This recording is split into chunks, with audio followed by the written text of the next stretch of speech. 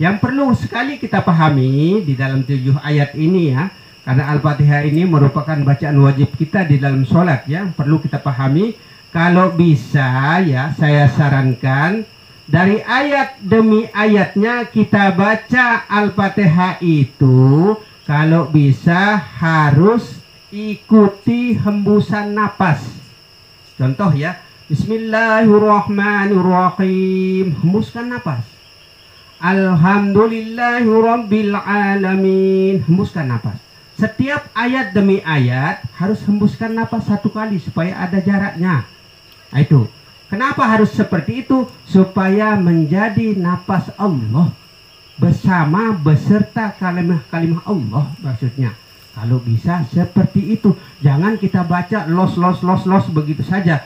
Pikiran kita melayang kemana-mana. Jangan sampai seperti itu. Maka sia-sialah bacaan kita. Nah, itu. Karena Al-Fatihah ini sebenarnya harus dibaca beserta napas.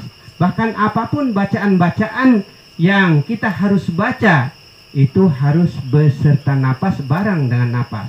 Karena sesungguhnya ya, barang siapa yang bernapas dengan kalimat Allah ya, betul-betul maksudnya betul-betul bernapas dengan kalimat Allah, dibarengi maksudnya napas kita itu beserta Allah, maka sesungguhnya kita akan mendapatkan 1000 pahala.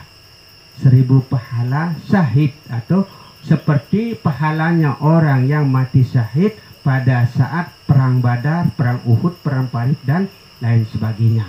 Mudah sekali sebenarnya. Nah, supaya kita mendapatkan 1000 pahala ini, kalau kita berbicara secara syariat ya, nah, memang seperti itulah anjurannya. Maka kita harus ikuti beserta napas supaya benar-benar menjadi napas kepasrahan kepada Allah Subhanahu wa taala beserta kalimat-kalimat atau ayat-ayat Al-Quran atau kalimat Allah begitu. Sebenarnya kalau kita mengikuti secara tarekat ya, kalau kita tangga kedua ya, kalau syariat tadi kan tangga pertama, kalau tarekat itu adalah tangga kedua. Kalau kita mengikuti secara syariat, bunyi napas itu ya, hu Allah bunyinya. Hu-nya tarik napas ke dalam, Allahnya bunyikan hembusan napas keluar supaya menjadi napas penyatuan kepada Allah, dan hembusan keluar supaya menjadi napas kepasrahan kepada Allah. Itu bunyinya napas. Maka kalau bisa kita iringi napas kita ini dengan kalimat hu Allah, hu Allah, hu Allah. Seperti itu caranya.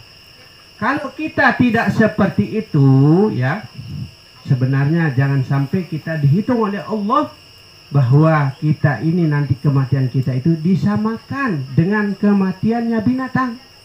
Jangan sampai kita disamakan oleh Allah kematian kita dengan kematian binatang. Maka setiap hembusan napas, setiap denyut jantung, setiap gerak kita, setiap langkah kita harus beserta Allah atau beserta kalimat-kalimat Allah. Nah, ini bagaimana? Kira-kira bisa dipahami? Bisa kira-kira? Nah, oleh sebab itu, karena kalau anggota tubuh kita ini tidak bekerja beserta Allah, tidak dibarengi dengan karena Allah ya, itu nanti itu yang akan disiksa oleh Allah Subhanahu wa taala. Akan disiksa. Kalau tidak bekerja anggota tubuh kita ini lahir maupun batin beserta Allah, tidak dibarengi dengan Allah. Jangan pernah kita merasa jauh dengan Allah ya. Jangan pernah kita merasa jauh dengan Allah. Karena Rasulullah SAW mengatakan urat nadimu dikatakan dekat. Sesungguhnya Allah lebih dekat daripada urat nadimu. Bahkan Rasulullah juga menambahkan barang siapa yang merasa jauh dengan Allah dari sekarang, sesungguhnya di akhirat nanti dia tidak akan bertemu dengan Allah atau tidak akan berjumpa dengan Allah. Nah itu, jangan sampai seperti itu. Maka saya anjurkan kepada saudara-saudara kita ini, mumpung kita lagi bertemu ya, mumpung kita lagi berjumpa, waktu dan kesempatan, kita sempatkan diri dalam artinya untuk kita anjurkan dalam artinya untuk kita saling memberi fatwa. Nah itu, saling sekalipun hanya sekedar 1-2 kata dalam artinya seperti itu. Maka supaya benar-benar Kita itu menuju kepada Allah, sampai kepada Allah, sampai ke tingkatan ilmu itu harus kita pelajari.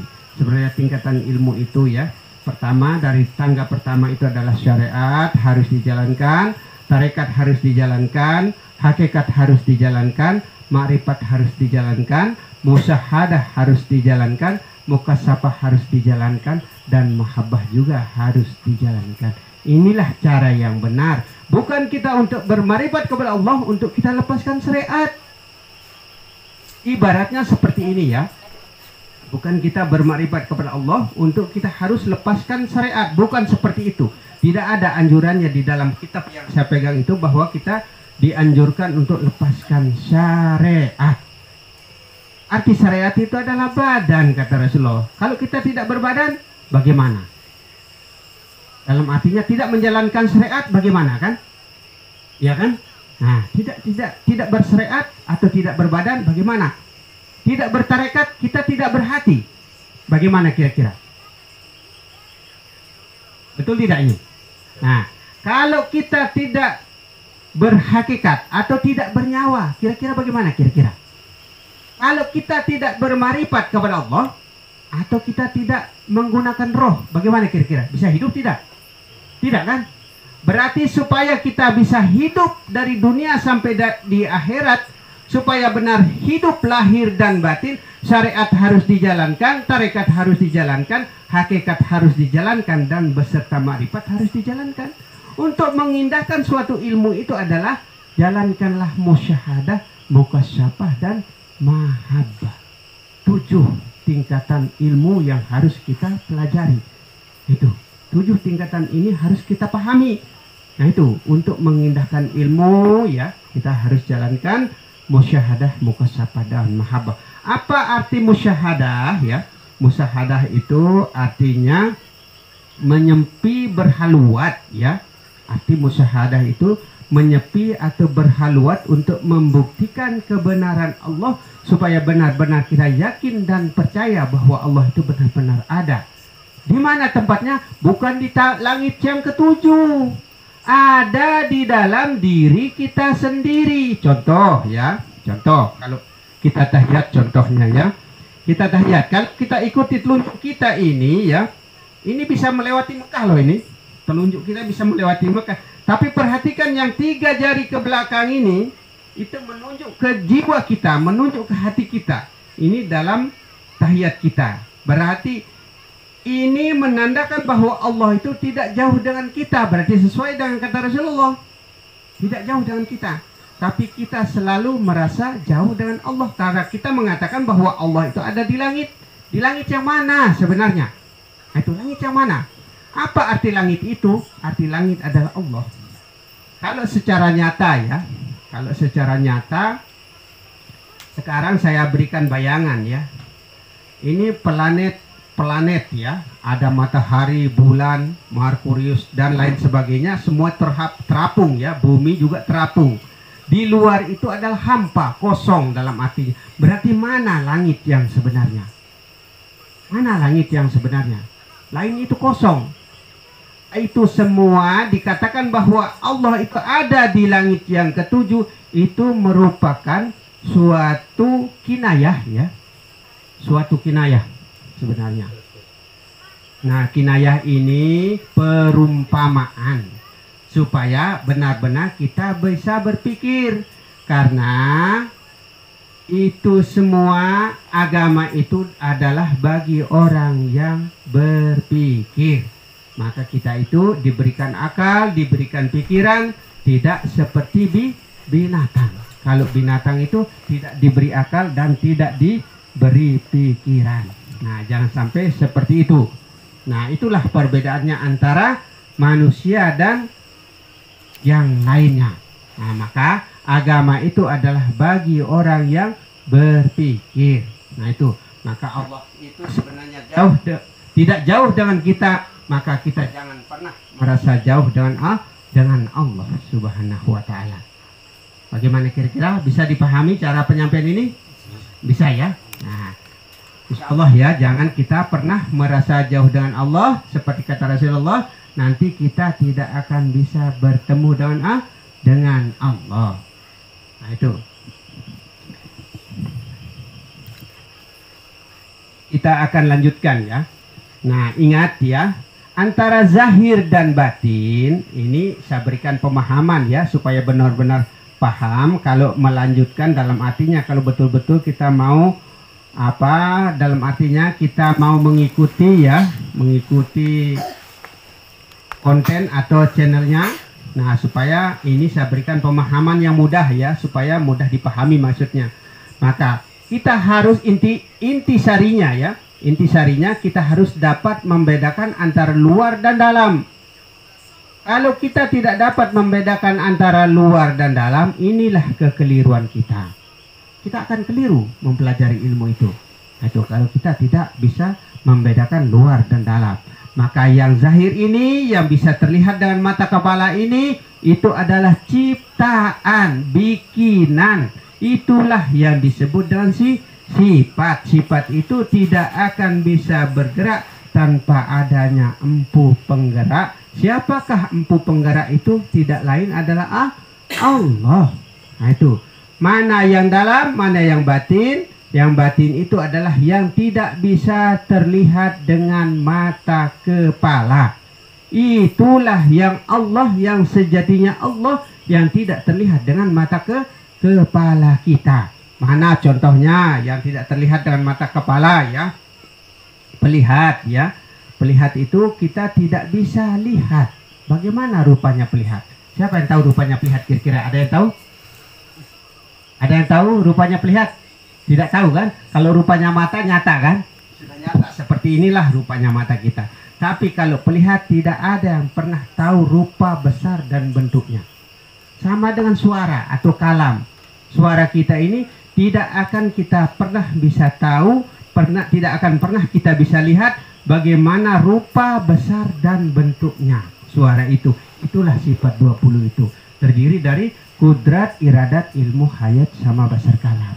Nah itu, kudrat itu artinya kuasa, maka kuasa Allah itu tidak pernah kita bisa lihat. Itu yang dimaksudkan di dalam. Iradat artinya kehendak. Kehendak Allah itu tidak pernah bisa kita lihat. Tapi kita bisa berkehendak, bisa berjalan, bisa makan, bisa minum, bisa sholat, bisa macam-macam. Itulah kehendak Allah. Kalau bukan kehendak Allah, kalau bukan karena Allah, tidak akan bisa kita bergerak. Itu yang disebut dengan karena Allah. Betul-betul kita terapkan karena Allah Ta'ala itu. Betul-betul harus kita terapkan. Nah seperti itu sebenarnya. Kudrat, iradat, ilmu ya. Ilmu itu artinya pengetahuan. Nah siapa yang tahu bagaimana rupanya pengetahuan? Tidak ada kan? Tidak kita tahu rupanya.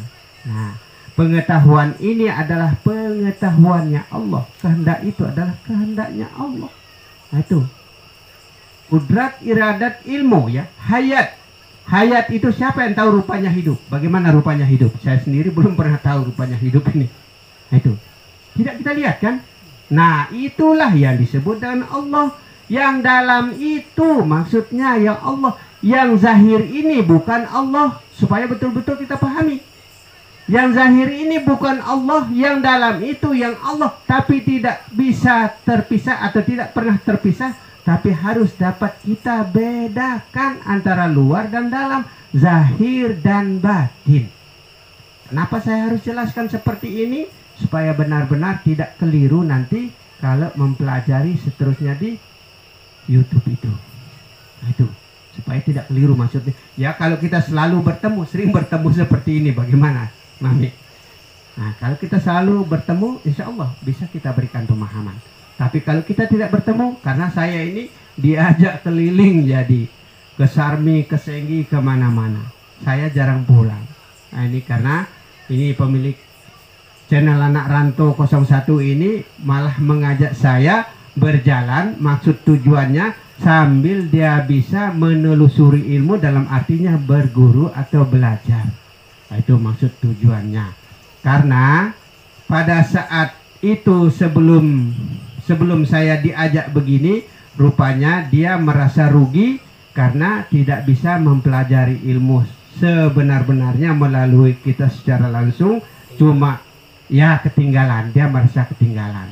Nah itulah oleh sebab itu maka dia menggondol saya kemana-mana sambil di mana kita duduk di mana kita santai, disitulah tempat kita menerapkan ilmu. Itulah yang disebut dengan ilmu kaji diri, di mana tempat di situ kita mengkaji sejatinya diri. Maka boleh disebut dengan kaji duduk. Kaji duduk seperti ini, di mana kita duduk. Di rumah kita duduk, di situ kita mengkaji diri. Di bawah pohon kita duduk, disitulah tempat kita mengkaji diri. Dan insya Allah mudah-mudahan bisa dipahami ya maksud dan tujuan perkataan ini. Kalau memang kita mau lanjutkan pelajaran yang ada di konten atau channel begitu di YouTube itu, dalam artinya supaya maksudnya saya berikan himbauan seperti ini supaya kelanjutannya tidak bingung, tidak pusing.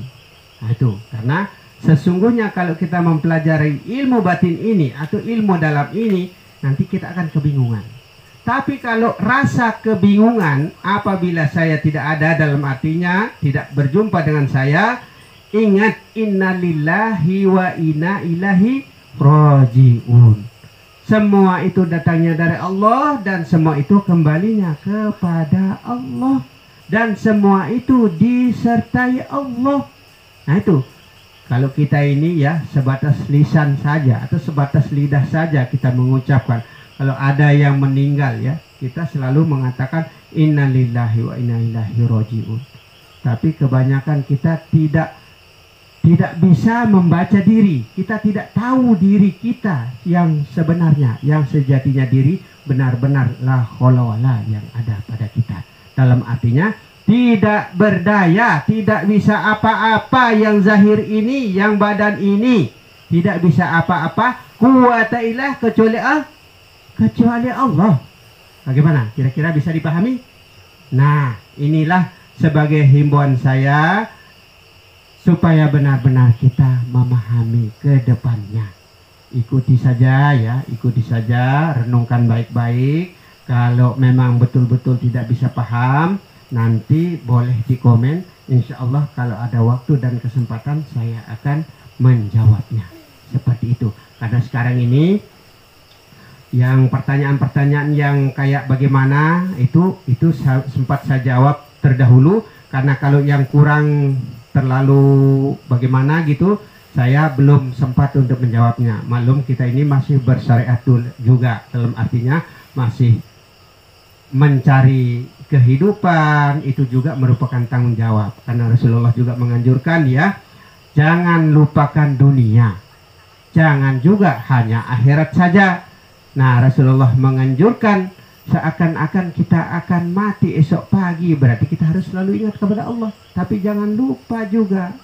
Nah itu seakan-akan kita akan kekal selama-lamanya. Dalam artinya kita ini juga disuruh juga untuk mencari hidup, mencari rezeki, dalam artinya.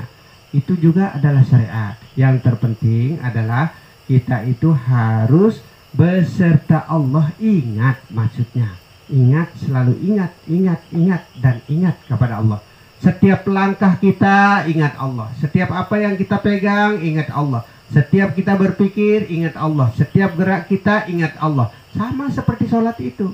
Sholat coba contoh ya, kita Allahu Akbar, gerakkan tangan, Allahu Akbar, sujud, gerakkan badan, sami Allahu liman hamidah. Selalu menyebut Allah dalam gerakan tubuh kita ini. Tapi kalau sudah lepas sholat, kenapa kok kita lepas dengan kalimat Allah, menyebut Allah atau Allahu Akbar? Maka saya anjurkan kepada kita semua ini dimanapun berada, dalam artinya setiap gerakan kita ini harus disertai sertai Allah. Insya Allah ya, ini cara-cara yang termudah dan mudah-mudahan bisa dipahami. Mungkin tidak terlalu panjang lebar kita, karena kita gunakan kesempatan pertemuan kita ini mumpung kita lagi bertemu di SP3 Bunggu. Karena kita dalam perjalanan dari Sarmi. Kita berjalan ini ya. Kita dari Sawit Lere, kita berjalan ke Yeti Arsusana. Perjalanan, kalau hitung perjalanan berapa kilo tuh? 100, mungkin 200-an kilo. Nah, kita berjalan lagi ke arah Sarmi ini. Dari kota ke Sarmi 300 kilo. Kita kembali ke sini sampai SP3 ini mungkin ada 100 sekian kilo. Alhamdulillah dengan izin Allah kita dipertemukan, kita berjumpa dalam artinya. Dengan izin Allah, kalau bukan dengan izin Allah kita tidak akan bisa bertemu. Percaya tidak? Betul kan? Nah itu, atas izin Allah. Kalau bukan atas izin Allah tidak akan bisa terjadi sesuatu itu. Karena kita hidup ini adalah hidupnya Allah yang kita gunakan. Nah itu, insya Allah mudah-mudahan bisa dipahami ya. Kalau ada kata-kata yang kurang berkenan di hati ya, yang kira-kira merupakan unek-unek dalam pemikiran kita, dalam hati kita, saya akan mohon maaf yang sebesar-besarnya, terutama kepada Allah Subhanahu wa Ta'ala dan kepada kita semua sesama manusia, karena hidupnya manusia ini adalah hidupnya Allah yang kita gunakan. Insya Allah ya, itu selalu diingat itu. Kalau kita lupakan itu, tidak akan bisa beserta Allah. Nah itu, tidak akan bisa beserta Allah kalau kita lupakan itu. Insya Allah mudah-mudahan berkah dan mudah-mudahan kita bisa memahami apa yang saya katakan. Itu harapan saya, dan jangan sampai kita salah paham atau gagal paham. Maka selalu saya himbaukan seperti ini supaya benar-benar kita memahami ilmu yang ke dalamnya. Ilmu itu terbagi dua, ilmu zahir dan ilmu batin. Nah itu ilmu luar, ilmu dalam. Nah itu yang dalam itu, itulah yang tidak pernah diterapkan oleh ustaz-ustaz kita. Ya, kenapa? Karena takut salah paham, tanggung. Jadi bahan pembicaraan orang. Maka karena kita ini kesempatan kita juga cuma sedikit, cuma seling-selingan waktu saja, karena untungnya karena Allah yang memberikan kita petunjuk dalam artinya untuk langsung bisa bertemu, bertatap muka dengan saya. Kebetulan saudara kita satu ini tadi, kok kayak pernah saya lihat kan gitu tuh. Ternyata pernah lihat di YouTube, dan alhamdulillah Allah telah mempertemukan kita. Nah mungkin akhirul kalam, wabillahi taufiq wal hidayah. Assalamualaikum warahmatullahi wabarakatuh. Waalaikumsalam warahmatullahi wabarakatuh. Terima kasih kepada guru kita Bapak Ustadz Rahmat Jaya ya, dari Lombok. Guru kita yang sudah memberikan petuah ya, atau arahan, bimbingan ya. Mudah-mudahan memberikan manfaat bagi khususnya diri saya pribadi, umumnya untuk kita semuanya ya. Amin ya rabbal alamin.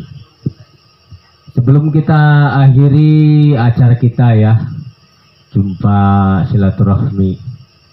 Maklum kita semuanya ini para perantau, tidak disengaja izin Allah kita ternyata banyak juga yang kita satu suku ya.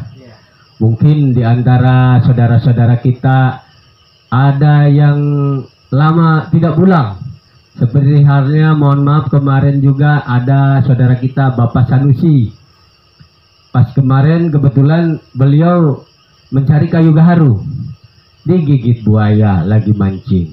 Kebetulan kita lagi berjalan, karena kita kenalan, kebetulan beliau satu suku Jawa Barat. Saya bikinkan konten karena beliau kena asam urat. Saya bikinkan konten, saya obati beliau, dan alhamdulillah katanya asam uratnya sudah sembuh ya. Nah, saya upload, alhamdulillah keluarganya yang dari Sumedang komen ya. Alhamdulillah, rupanya Bapak Sanusi 10 tahun tidak pulang kampung. Itu keluarganya cuma dapat informasi saja, mungkin lewat komunikasi telepon, tidak tahu keberadaannya seperti apa. Katanya digigit buaya Pak.